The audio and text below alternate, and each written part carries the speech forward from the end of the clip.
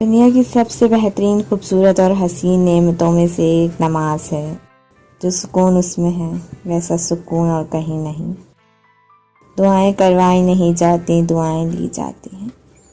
جتنی جلدی انسان اس حقیقت کو سمجھ لے، اتنی جلدی ہی اس کی دنیا اور آخرت سنور جاتی ہے۔ رسول اللہ صلی اللہ علیہ وسلم نے فرمایا، جو مجھ پر درود پڑھنا بھول گیا وہ جنت کا راستہ بھول گیا۔ وہ آنسو بڑا قیمتی ہے جو خدا کے حضور گناہوں کے معافی کے لیے بہہ۔ یا اللہ، اس جمعے کو ہمارے لیے باعث رحمت، مغفرت اور ہمارے تمام گناہوں کی معافی کا ذریعہ بنا دے۔ کافر تو ترستا ہے تہواروں کو، اے مسلمان تو قسمت والا ہے جو ہر ہفتے عید مناتا ہے۔ بے شک دلوں کا چین اور سکون اللہ ہی کے ذکر میں ہے۔ اللہ آپ کو زمین و آسمان کی تمام آفات سے محفوظ رکھے۔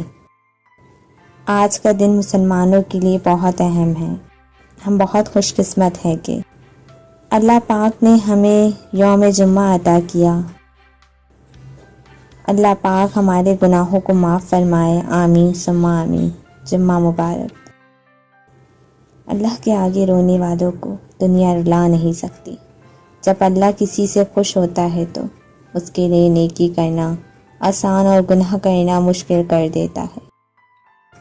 بے شک زندگی تھکا دینے والی چیز ہے، اور جب تم تھک جاؤ اپنے رب کو یاد کرو، کیونکہ سکون تو صرف اللہ کے ذکر میں ہے۔